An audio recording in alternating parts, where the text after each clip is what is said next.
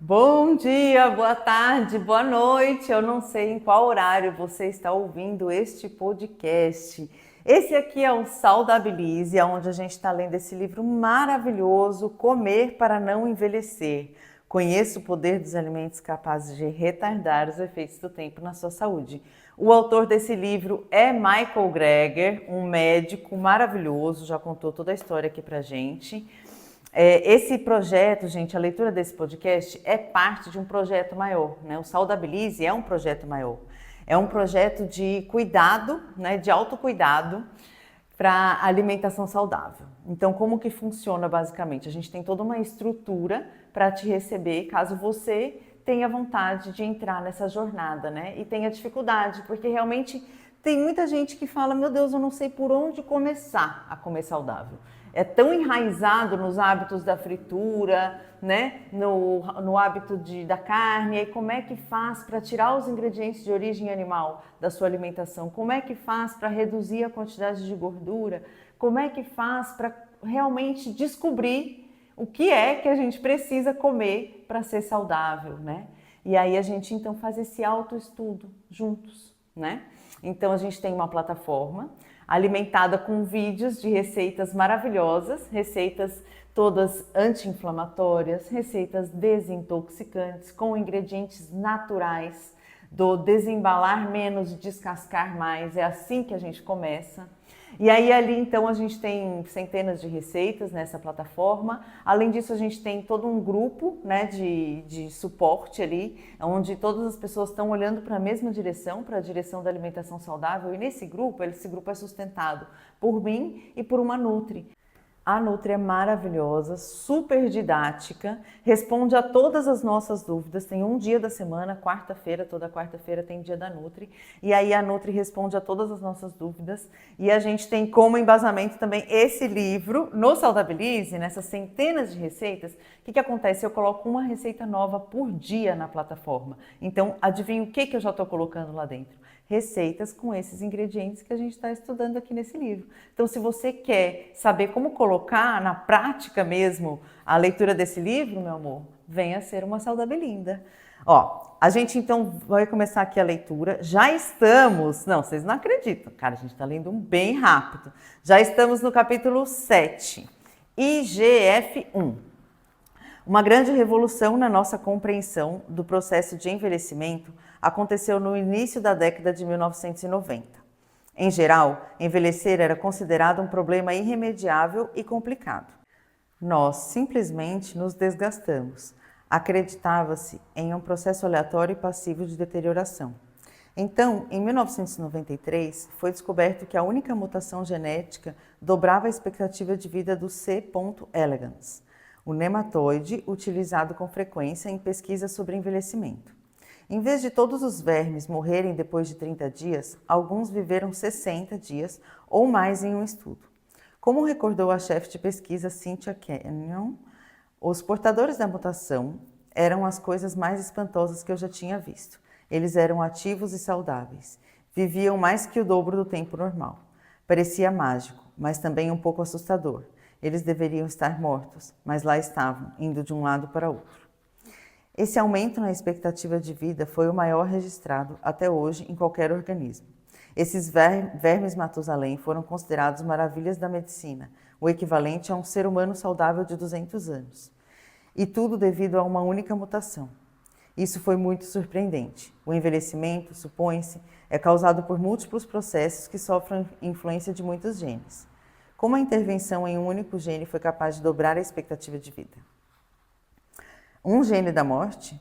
Que gene é esse, chamado de Green Reaper, ceifador, o qual acelera o envelhecimento de tal modo que, caso desativado, os animais vivem o dobro do tempo?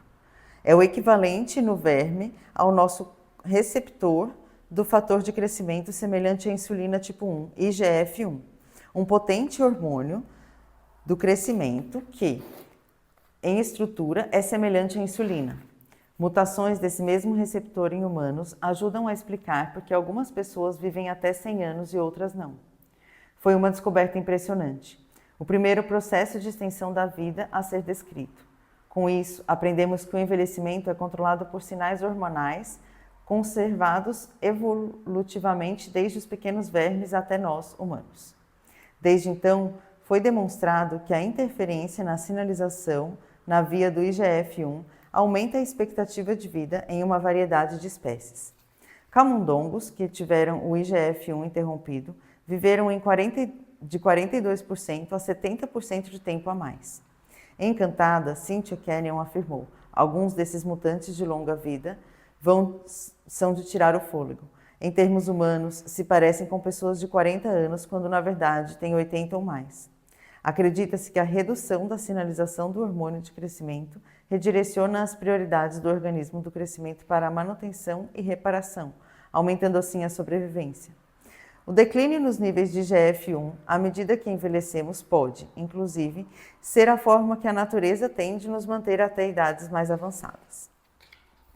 Segredos dos centenários. A maioria dos roedores modelo cuja vida é longeva apresenta níveis mais baixos de IGF-1. E quanto a nós? Centenários humanos têm níveis mais baixos de IGF-1 no sangue. Mas seria isso uma causa ou um efeito? Os níveis de IGF-1 caem à medida que envelhecemos, ou seja, teria sido o hormônio responsável pela longevidade dos centenários, ou teria sido o fato que eles viveram mais o que causou o nível baixo de IGF-1. Não é como se fosse possível compará-los com controles da mesma idade, que não sejam centenários. Isso levou os pesquisadores a observar os níveis de IGF-1 dos descendentes de centenários, para que então pudessem compará-los com os controles da mesma idade. E, de fato, os filhos deles também têm níveis mais baixos de IGF-1. Isso sugere que os níveis mais baixos de IGF-1 podem ter oferecido uma vantagem aos centenários. Centenas de diferentes variantes genéticas humanas comuns foram estudadas, e esse processo implicado com consistência no aumento da expectativa de vida de outros animais é o mesmo associado à longevidade e à redução do risco das principais causas de morte. Existe uma variante do gene redutor do IGF-1 que sozinha aumenta em cerca de 10 anos a expectativa de vida, caso você herde de ambos os pais. Aqueles que têm a sorte de nascer com níveis geneticamente mais baixos de IGF-1 têm maior probabilidade de se tornarem nonagenários. Depois, a partir de 90 anos, descobriu-se que níveis e atividades mais baixos de IGF-1 predizem a sobrevivência futura. Um tanto curioso, existem duas mutações ligadas ao centenarianismo em judeus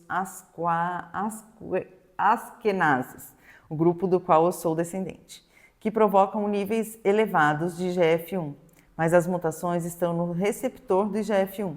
Portanto, é de se presumir que esses níveis elevados existam devido à tentativa vã do corpo de superar o receptor enfraquecido. De qualquer forma, o enfraquecimento da sinalização do IGF-1 parece ser um mecanismo de longevidade em humanos. Nascemos com bons genes? Trata-se apenas de uma questão de sorte? Independentemente de qual seja o nível de base de atividade do IGF-1 determinado geneticamente, nós podemos aumentá-lo ou diminuí-lo, de acordo com o que comemos. Pessoas mais altas vivem menos. Os amantes de cães que saibam que raças menores tendem a viver mais do que as maiores. O pequeno poodle tem em média quase o dobro da expectativa de vida do dog alemão. Isso faz sentido quando percebemos que um dos principais determinantes da diferença do tamanho da raça é o IGF-1. O mesmo fenômeno se observa em outras espécies. Os elefantes asiáticos são menores do que os seus primos africanos e, em geral, vivem mais tempo. Equinos, roedores e bovinos menores também costumam viver mais do que seus semelhantes maiores. E os humanos? Tamanho costumava ser documento. Uma altura maior já foi indicador de status socioeconômico e de condição de vida superiores durante a infância, o que se traduzia em maior longevidade. No entanto, agora que relativamente poucas crianças sofrem de atraso no crescimento, devido à subnutrição, em nível de bem-estar básico permite que fatores inatos se expressem. Hoje, uma menor estatura é preditor de uma expectativa de vida maior. Inclusive, isso pode ajudar a explicar a diferença de gênero na expectativa de vida.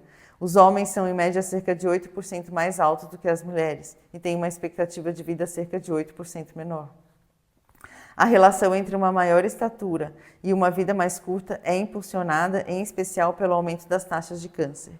Isso talvez ajude a explicar porque, em geral, os homens têm um risco 50% maior de desenvolver câncer em comparação com as mulheres. Cada centímetro a mais de altura está associado a um risco aumentado de 6% de morte por câncer.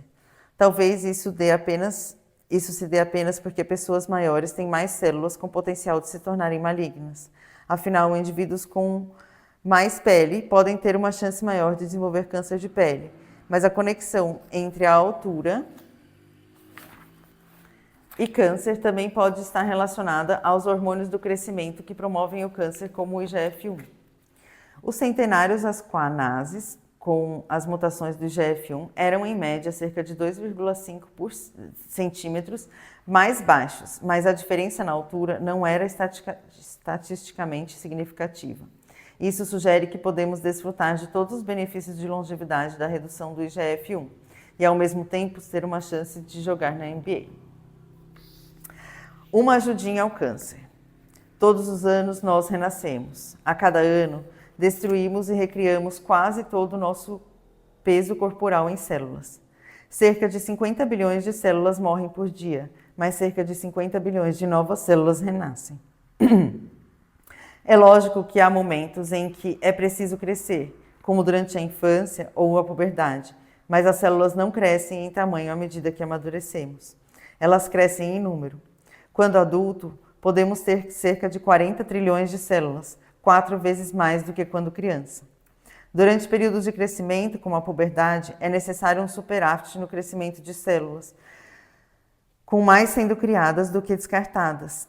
Mas esse não é o caso em idades avançadas. Lógico, você ainda precisa que as células renasçam e se dividam, mas o crescimento celular adicional na idade adulta pode significar o desenvolvimento de tumores.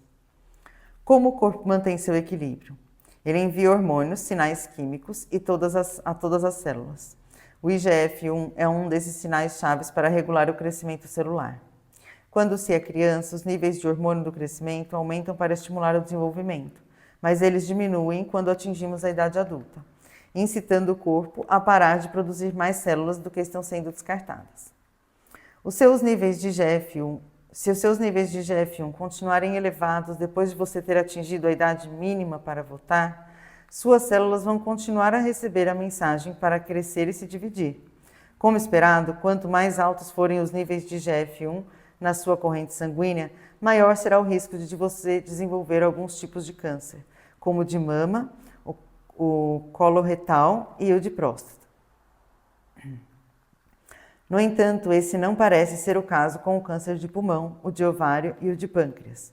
No estudo da saúde das enfermeiras, em Harvard, mulheres de menos de 50 anos, na pré-menopausa, no terço superior dos níveis de IGF-1, tinham um risco quase 5 vezes maior de desenvolver câncer de mama em comparação com aquelas no terço inferior. Inclusive, antes de a quimioterapia ser eficaz, os cirurgiões tratavam casos avançados de câncer de mama não apenas por meio de remoção de ovários, como também operando o cérebro para remover a glândula pituitária, que orquestra a produção de hormônio do crescimento do corpo. Pessoas com tendência a níveis mais baixos de IGF-1 têm maior probabilidade de desenvolver câncer. E entre os pacientes que se recuperaram de um câncer, os com níveis mais baixos têm a maior probabilidade de viver por mais tempo. Não é o tumor original que tende a matar, são as metástases. Sendo um fator de crescimento, o IGF-1 não apenas faz os tumores crescerem, ele também ajuda as células cancerígenas a se separarem do tumor principal e se infiltrarem nos tecidos circundantes e invadirem a corrente sanguínea. O IGF-1 é o que ajuda o câncer de mama a penetrar nos ossos, no fígado, nos pulmões, no cérebro e nos glândulos linfáticos. Ele está presente em todas as etapas do processo, auxiliando, a princípio, a transformação de células normais em células cancerígenas e depois nutrindo-as para que sobrevivam, se proliferem, se autorrenovem, cresçam, migrem, invadam, por fim, se estabilizem na forma de novos tumores. Ele os ajuda até a aumentar o fortalecimento de sangue a novos tumores. Meu Deus! Os centenários, contudo, parecem dotados de uma resistência peculiar ao câncer. À medida que as pessoas envelhecem, o risco de desenvolver e morrer de câncer aumenta a cada ano, até atingirmos os 85 ou 90 anos. Curiosamente, é nessa faixa que o risco de câncer começa a cair. Aos 65 anos, existe uma probabilidade 100 vezes maior de ter um tumor do que aos 35. Mas, se não recebermos um diagnóstico de câncer até uma determinada idade, é provável que jamais tenhamos um. Centenários parecem ter uma probabilidade 10 vezes menor de morrer de tumores malignos do que as pessoas nas faixas de 50 e 60. 4% contra 40% respectivamente. O que parece explicar, pelo menos em parte, essa relativa resistência ao câncer entre os centenários. O que parece explicar, pelo menos em parte, essa relativa resistência ao câncer pelos centenários? Menos IGF-1. Sendo assim, a redução da atividade do IGF-1 poderia ter o duplo benefício de diminuir o risco de câncer e ao mesmo tempo aumentar a longevidade. Aí tem um quadrinho.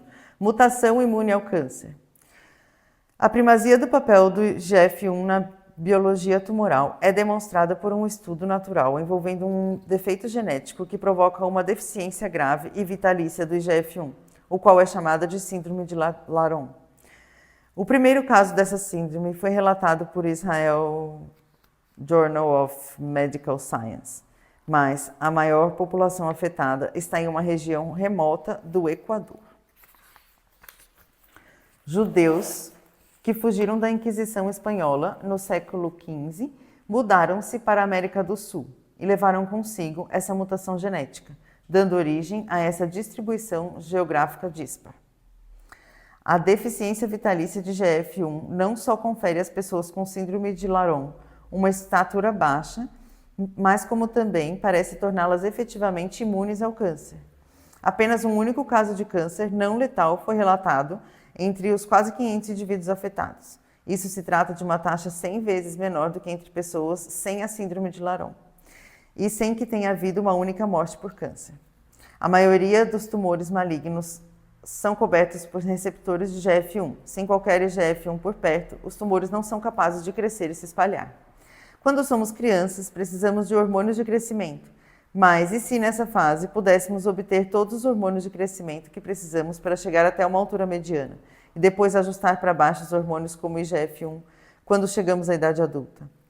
Desligar os sinais de crescimento excessivo poderia potencialmente manter nossos balanços de vida e mortes celulares equilibrados, de forma a prevenir o câncer, além de nos colocar no modo reparação e manutenção para prolongar a vida. Acontece que isso é possível. Podemos suprimir a atividade do IGF-1, não por meio de cirurgia ou medicamentos, mas de umas simples escolhas alimentares. Vamos descobrir quais são essas escolhas alimentares no próximo episódio. Então, gente, hoje eu vou ficar por aqui, porque o nosso combinado são 15 minutinhos por dia, para a gente manter aqui o ritmo, né? Para você escutar esse podcast enquanto você lava uma louça, enquanto você escova o dente, né? Enquanto você faz alguma outra atividade. E a gente continua amanhã, descobrir como é que a gente vai fazer para diminuir esse IGF-1 no nosso corpo. Se é com alimentação, pode? Ah, eu quero. E você já sabe, né? Depois do episódio de amanhã, quais são as receitas que vão entrar no Saudabilize? Com esses ingredientes maravilhosos aqui, para reduzir os níveis de IGF-1, né? Com certeza. Então tá bom. Por hoje a gente encerra aqui a nossa leitura. Eu tô te esperando lá no Saudabilize, tá? saudabilize.com.br.